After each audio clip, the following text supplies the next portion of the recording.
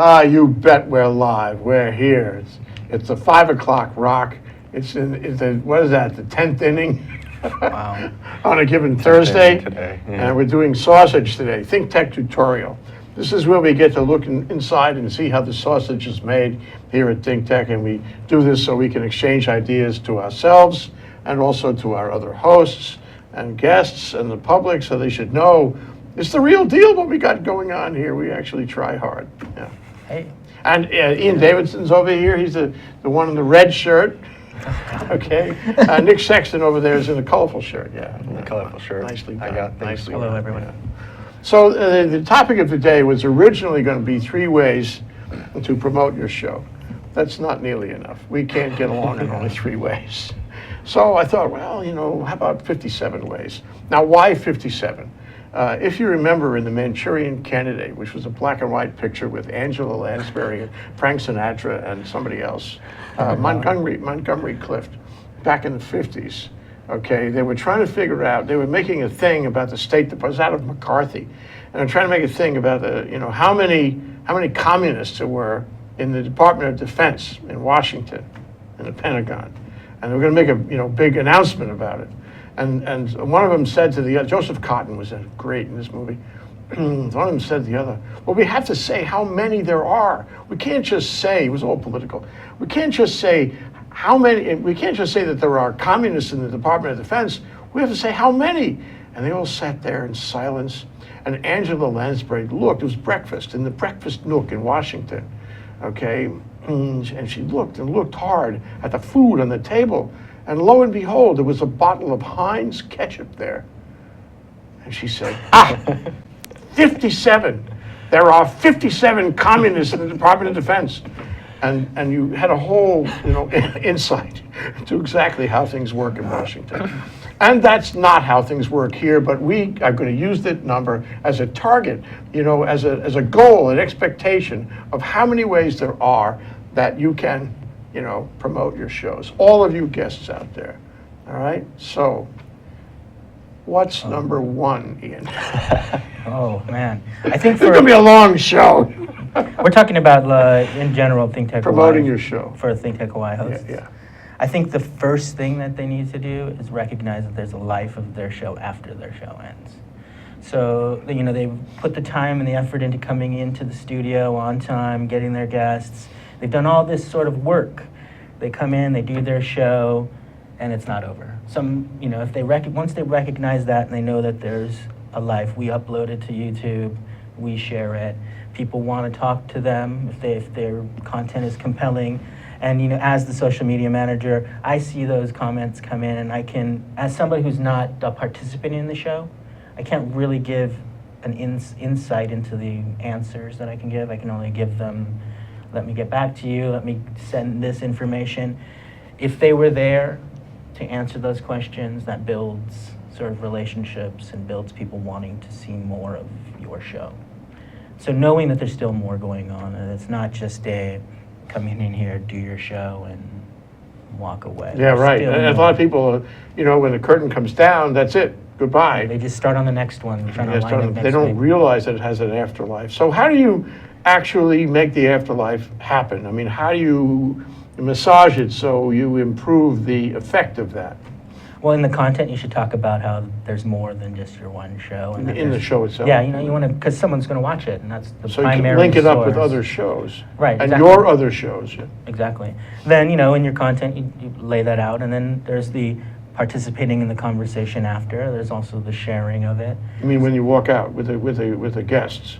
Yeah, When talking it's about smooth. it. Yeah, you should smooth. I mean, on the internet, that's really how the networking is Let me working. explain that we had 3 rooms in here in the ThinkTech studio. One, of course, is a control room where Zuri Bender lives.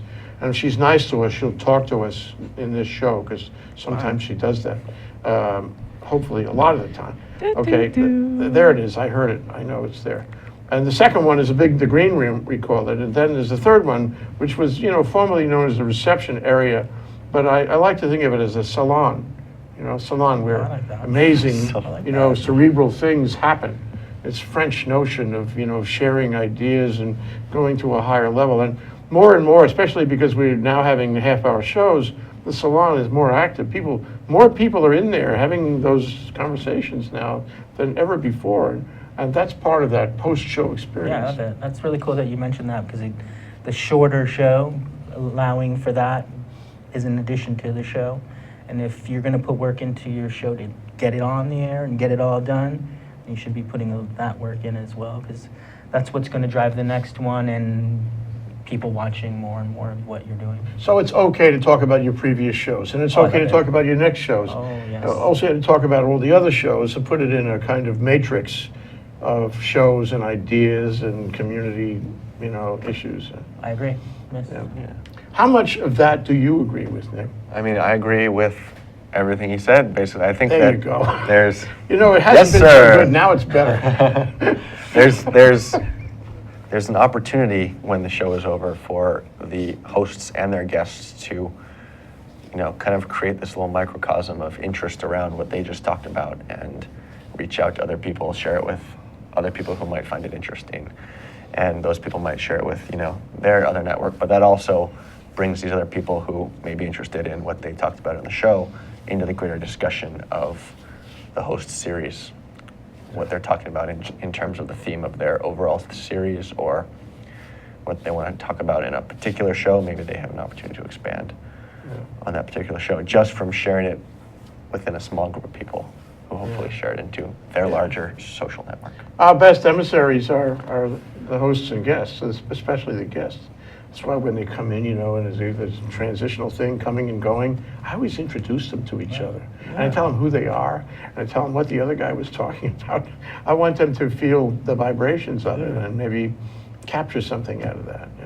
I mean, I've seen it before where a guest is coming out of their show and meets another host who they're equally capable of talking about or serving as a guest on this other host's show. And so maybe that guest is going to show up on the next show one day and spread his or her network to a completely different series. It's fresh It's air. great. It's engagement. And Ruby Menon I call her Ruby Tuesday, just walked out. We just had a show on TEDx. And she said, you got to tell these hosts that they should cover this, and that, the other thing. I said, you tell them. Yeah. Everybody talk to each other and, give ideas and try to foment interest on other topics. And so it becomes sort of an extended salon, beyond just the room, the salon. Okay, what happens after that, though? Now they go home. They're sitting, as I guess people do, I know I do, and spend hours a day on the email. After your work is over, your work begins, kind of thing. What do they do? What's the best thing? How do they advance and promote their shows? Same thing. They have to. There's more work. It's that the life after the show is continuous. It gets put on the internet, and it's there not just for today or tomorrow. It's for a lifetime. And so there's always sort of. That's scary. It's very scary. You tell people that. Ooh, really? Right. No, I'm telling you, that's the hardest. That's probably the more scarier thing when you try to tell somebody. If you used the internet and social media to your advantage. If it goes great, you're in great shape. But if it goes badly, it's forever. Forever, totally. It's what we do is we archive. You make these shows and they get archived on the internet forever. Scary. Scary stuff. Well, would you not tell them? This is forever. Would you not tell them? Forever. This right here is I would forever. tell them. I would always tell them. Yeah. Because I think it's healthy for them to know that and to know they're part of a historic process, a continuum, of ideas and exchanges. As you say, it doesn't go away. It's forever. That was you what want them to think that. What Nick was just talking about, where you're seeing the guests come out and meeting someone that could still continue the conversation on the next show. You can talk for a half hour, but you're never really going to get to it. And the conversation is always going to continue on every topic. Want that. Every topic. And that is part of promoting your show, is getting people to want to be part of that conversation. And if it's something that somebody can be part of and it's good content, they're going to keep coming back. Yeah. It strikes me that the host wants the guest to have the best possible user experience when he's in here too, because then he takes that bubble of good times and he walks around and tells everybody, And I really think that knits up at the far end. You know, I can see two people standing on a street corner saying, "You were on ThinkTech?" "Yeah, I was on ThinkTech." "Oh, I was on ThinkTech too." You know, and it's a mesh. It knits up, and then you have a community process happening. That's one of the best parts about ThinkTech, I think. Yeah. Is that it's fun and there's not much pressure on you, and if we can have people leave here having fun and wanting to talk about us, then it's great. Yeah, people don't get a chance, you know, like, what's her name, Selena was talking about, you know, being nervous and trying to prepare for her TED Talks. Fact is that most people do not speak in public. Their lives do not include that. And this is different because this gets you out. And there was something, I'm editing the movie now on Buffy Cushman-Pates. She's a brilliant principal of a wonderful charter school in Kaimuki called, what is it called? It'll come back to me. SEEQS, SEEQS. Okay, it's a very creative charter school.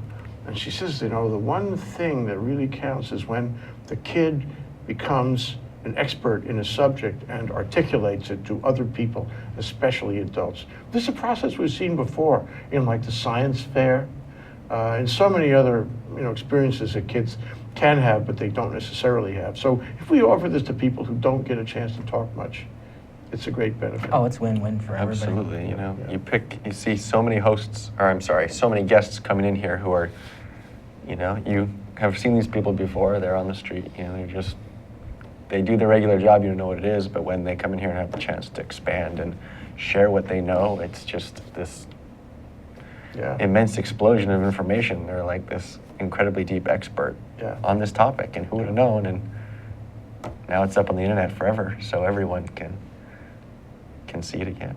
Now, one of the things that I've noticed is that, we've talked about this many times, is that the hosts that send out email before or after the show, or they have their friends send tweets or email during the show, those guys are going to have a lot more views. Not that views is the be-all and end-all, but it's important.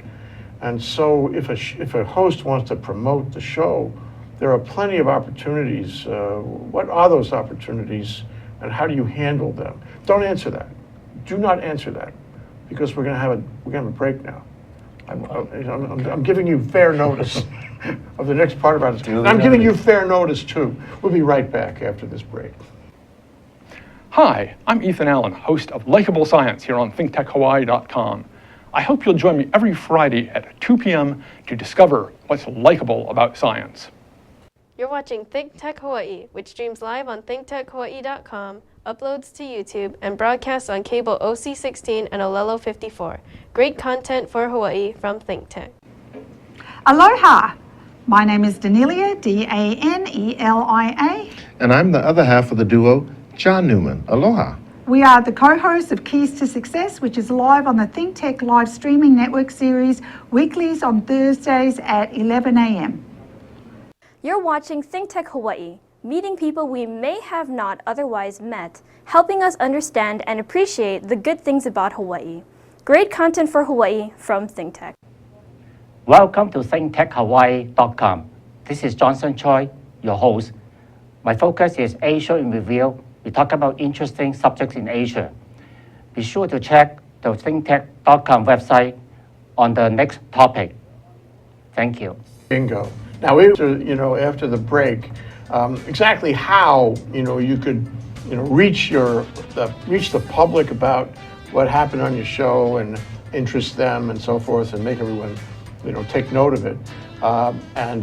We had about a minute to consider that, and I don't know if we came to any really important conclusions, but I think we're ready to discuss it. However, before we discuss it, we have to have Zuri Bender weigh in.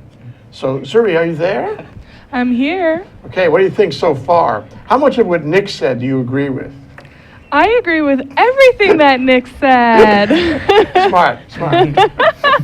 I feel like you guys are touching on a lot of important points, and I think it is really important to think about your show outside of the studio. So more on that, please. Yeah, okay, we want to have a community here. We want to build a community. So let's just take simple email. How do you do it best? How do you get out there and not only make the people involved in the show feel good, but how do you knit it up with the community, build a community? Well, it would be all of those things I was saying as being part of the show after and cultivating the relationships with your viewers.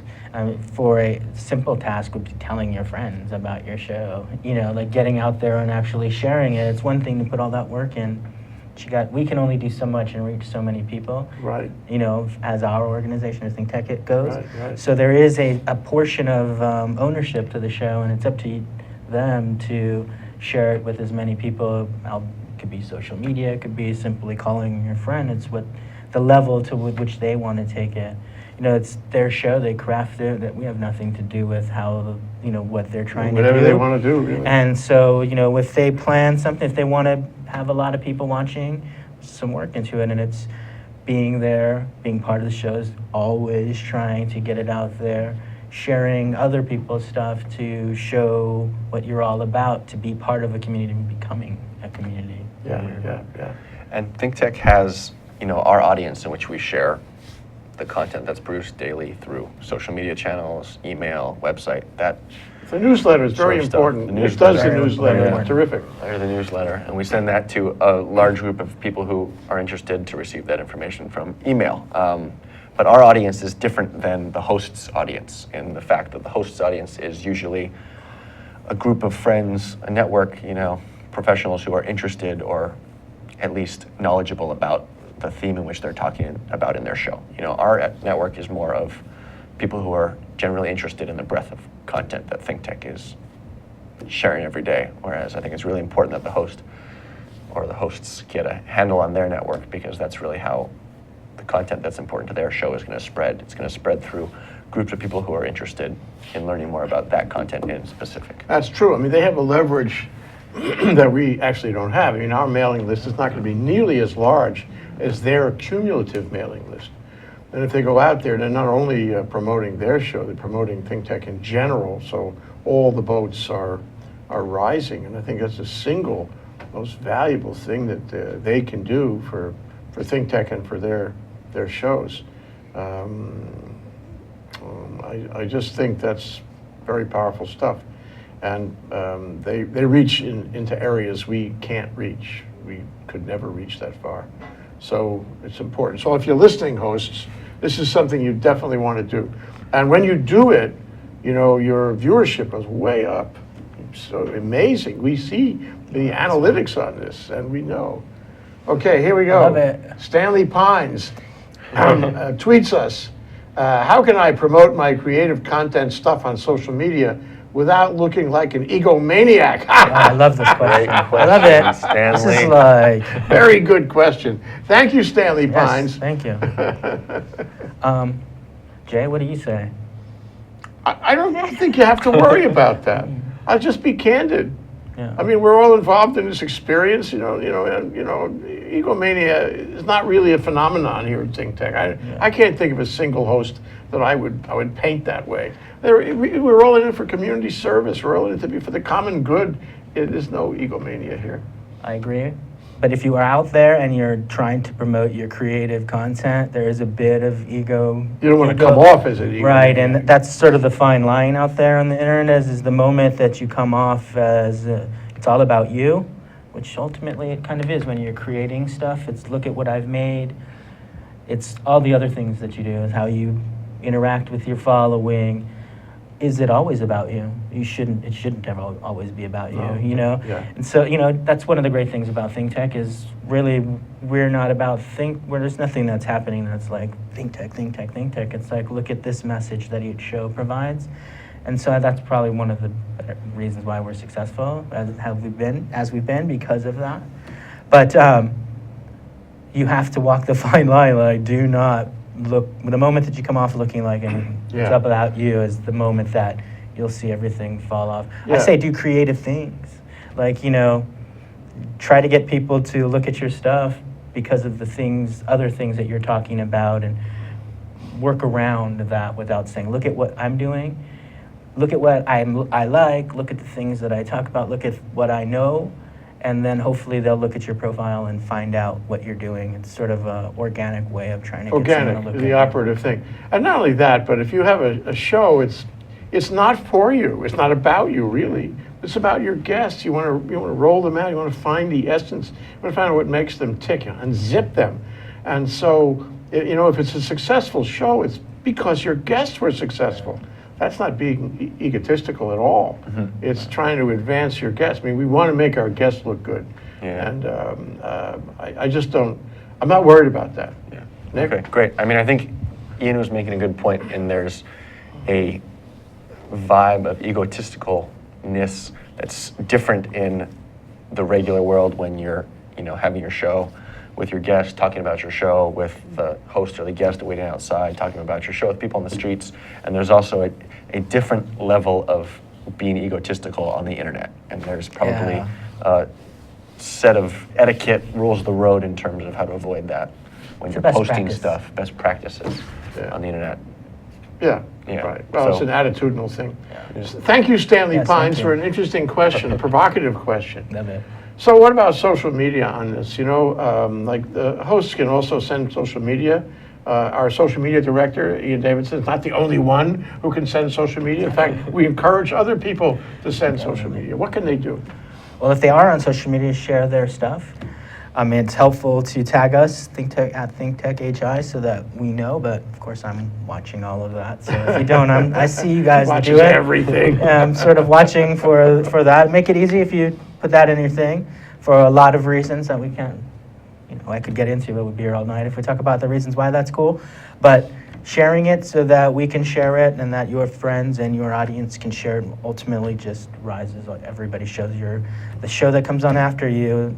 When someone's watching us on YouTube, they get something off of your creativity as well. It's helpful. Yeah, we want that. Nick, Ian, so there's a lot of different social media, channels, Facebook, YouTube, Google+, LinkedIn, Twitter. Are there particular channels in which hosts or guests should share their content if they want to attract a particular audience? What's like the best format to show your I personally think content? that they all are important, because the moment that you decide to not do one or only do one is the moment that you've decided to forget about that audience. So I think, you don't have to go full blast on all of them. Depending on your audience, if you're a Facebook person or host here and you're heavy on Facebook, you got a lot of people on Facebook, you should be sharing your stuff on Facebook with your friends and family. You should have a web page or a Facebook page for your show. Promote things that way, so that you can add authenticity to your show. We're doing the show. I put this work. Here is the line where you can find it, so that you're not mixing between your personal stuff. Twitter, all of those things are important, but and then you leverage them all off of each other. Sharing on Facebook, you're sharing with Facebook people.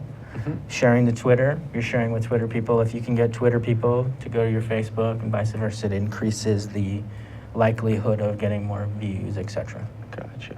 So a light blanket of coverage, a light. The wider the net that you can post or throw, the better. And when it comes to content creation, the wider the net, it's always the more people you have. Get it out there.